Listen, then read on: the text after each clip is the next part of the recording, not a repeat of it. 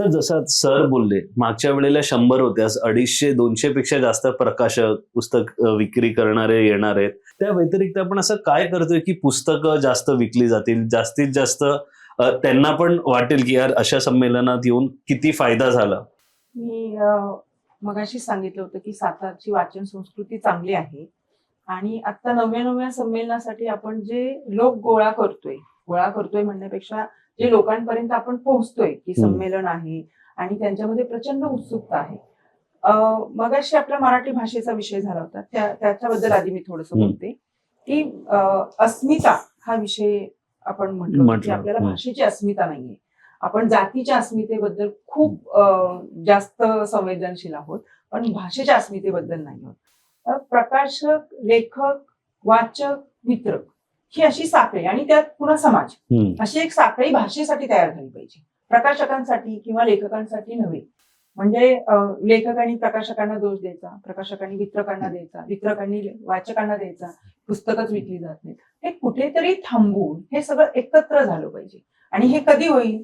ज्यावेळी संमेलनामध्ये किंवा छोट्या छोट्या ग्रंथ महोत्सवामधून किंवा ह्याच्यातून प्रकाशकांना सुद्धा एक प्रकारचा सन्मान आणि त्यांच्या विक्रीची चांगली व्यवस्था होईल. तर आता आपण असा प्रयोग का करतोय की प्रकाशक सुद्धा वर्षभर वाट बघतात. म्हणजे जे कुठल्या तरी एखाद्या ऑफिस असतं, कार्यालय असतं, त्यामध्ये पुस्तकाची निर्मिती होते आणि ह्या प्रक्रियेमध्ये मग त्याला सुद्धा त्या प्रकाशकाला एका पुस्तकाच्या प्रसिद्धीसाठी किती एफर्ट्स टाकावे आणि किती पैसे टाकावेत.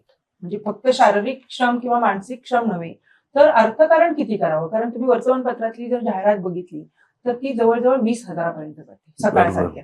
एक छोटी जाहिरात एका पुस्तकाची द्यायला, तर त्याला ते शक्य नसतं. तर त्याला प्लॅटफॉर्म कुठला असतो? तर संमेलन. ही लाखोनी लोक तिथे येतात आणि हे माझं पुस्तक बघतील तरी न घेऊ देत. लेखकाला सुद्धा हेच वाटलं पाहिजे की आपली पुस्तकं तिथे स्टॉलवर दिसतात. माझ्या स्टॉलवरच्या पुस्तकांचे फोटो काढून कितीतरी लोक एकमेकांना पाठवतात, मित्रांना वगैरे, त्याने तुझं पुस्तक मी संस्कृतीच्या स्टॉलवर पाहिलं. तर हा जो काही प्रकाशकांमध्ये भाव आहे, म्हणजे त्यांना दुसरे व्यवसाय करता येतात तर नक्की करता येतात, पण ते करत नाहीत. एकदा या व्यवसायात आलेला माणूस पुन्हा दुसरा व्यवसाय नाही करू शकत. ही त्याची कमजोरी समजा किंवा भाषेवरचं, पुस्तकांवरचं प्रेम समजा. तर त्याला बळ देण्यासाठी कमीत कमी सकारात्मक आपण बोललो पाहिजे. तो केवळ व्यवसायासाठी येतोय असं न समजता तोही आपलाच एक भाग आहे, आपलंच एक अंग आहे, भाषेसाठी काम करणारं किंवा संमेलनातलं एक महत्वाचं अंग, असं जर सगळ्यांनी समजलं तर त्याच्याबद्दल सुद्धा आपण चांगल्या अर्थानं काही गोष्टी करू शकू. जसं आता आम्ही विचार केलाय की त्यांना राहण्यासाठी उत्तम व्यवस्था झाली पाहिजे, त्यांच्या जेवणाची सोय व्यवस्थित झाली पाहिजे आणि वाचक वर्ग येईल, तो जास्तीत जास्त त्यांनी पुस्तक खरेदी केली पाहिजे. तर त्यासाठी काय करता येईल?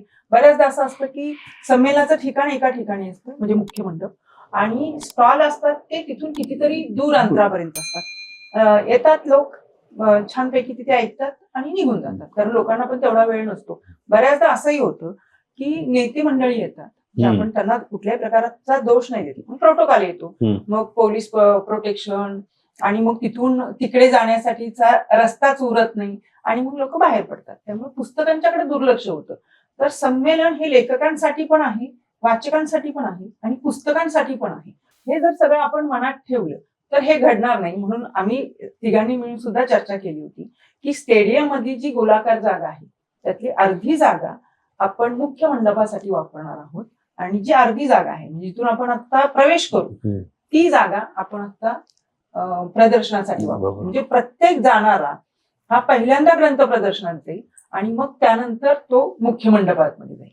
अशी व्यवस्था प्रत्येक ठिकाणी व्हायला हवी. आणि हे फक्त विक्रीसाठी असं मी म्हणत नाही, पण हा बळ देण्याचा प्रकार आहेच ना. बरोबर. म्हणजे तुम्ही पुस्तकांना आणि एका अर्थानं तुम्ही लेखकांना पण बळ देता. बरोबर. आता सोशल मीडिया हे एक मोठा प्लॅटफॉर्म झालाय की ज्यामध्ये तुम्ही मोफत काही जाहिरात करू शकता. पण बरेचसे प्रकाशक आहेत ते जुन्या पिढीचे आहेत आणि त्यांना ते सोशल मीडियावर जाणं शक्य होत नाही. नवी पिढी यामध्ये पैसे नाहीत म्हणून येत नाही. जो आपण मगाचपासून ज्या विषयावर बोलतोय की इथे पोटाच भाषेमुळे जर होत नसेल तर मग कसं यायचं? मग पुढच्या पिढीची लोक या व्यवसायात येत नाही. तर असं असेल त्यावेळी मग तुम्हाला बळ देण्याची गरज असेल. तुम्ही मग आमचे सर नेहमी म्हणतात की वरच्या पायरीवरच्या माणसानं खालच्या माणसाला उचलून घेतलं पाहिजे तरच तो आणखीन वर जाऊ शकतो. बरोबर. पण हे आपण करत नाही. बऱ्याचदा मग अशी इतकी नकारात्मकता असते. ते प्रकाशक असेच आहेत, मग ते वाचक येतच नाहीत, लोक फिरकतच नाहीत, हल्ली कुणी वाचतच नाही, ही पहिल्यांदा नकारात्मकता सगळ्यांनी काढून टाकली पाहिजे. कारण करतात प्रयत्न सगळे. म्हणजे मी आता परवा आम्ही घरामध्ये माझी मुलं मराठी माध्यमाच्या शाळांमध्ये शिकली, जिल्हा परिषदच्या अगदी सरळ सरळ, आणि जाणीवपूर्वक मी त्यांना मराठी माध्यमाच्या शाळेत पण शिकवलं. आता ती संगीत क्षेत्रात मोठ्या ह्याच्यावर काम करतायत. ते बऱ्याचदा आता बाहेर जायला लागतं, कुठे आउट ऑफ कंट्री म्हणतो तसं पण जावं लागतं. ते इंग्लिश बोलतात, पण मी घरी त्यांना सतत ओरडत असते की मराठीत बोला, इंग्लिशमध्ये नाही बोलायचं, मराठीत बोला. तर हा एक भाग झाला. पण त्यांनी मला परवा एक खेळ दाखवला. ते म्हणजे आपण खेळ खेळूया. ते दमशेराज वगैरे जो प्रकार असतो आपण चित्रपटांशी संबंधित करतो, तसा एक प्रकार आहे. म्हणजे त्यामध्ये काही कार्ड्स आहेत, त्या कार्ड्स एकाने वाचायची आणि त्याच्यावर त्यांनी एक कथा बनवायची आणि त्या कथेच्या माध्यमातून तुम्ही ती म्हण ओळखायची. मला तो इतका प्रकार आवडला. म्हणजे नवीन लोक काहीतरी हे सृजन करतायत की काहीतरी वेगळं. हे मराठीत म्हणजे अति तिथे माती अशी समजा म्हण तुमच्या कार्डवर आली तर तुम्ही ती आम्हाला अशी हावभाव करून नाही सांगायची, तुम्ही त्याच्यावर एक कथा बनवायची ती सांगायची आणि लगेच तत्काळ सांगायची कथा की म्हणजे त्याला वेळ नाही घ्यायचा. तुम्ही जसा हावभाव करता दमशराजमध्ये तशीच तुम्ही लगेच कथा बनवायची अति तिथे आणि मग ती ओळखायची बाकीच्या की अरे अति तिथे. तर हे नवीन प्रयोग सुद्धा येत आहेत आणि हे सगळे आले पाहिजेत. आता आपण जेव्हा भाषेबद्दल बोलतो त्यावेळी 4थी पर्यंत मराठी आहे, तिथून पुढे मग समजा 2-3 भाषा असतील वगैरे वगैरे. पण अभिव्यक्तीसाठी तुम्हाला तुमची मातृभाषा ही यायलाच पाहिजे समजा. त्याशिवाय तुम्ही विचार चिंतन ह्या सगळ्या गोष्टी करणार नाही.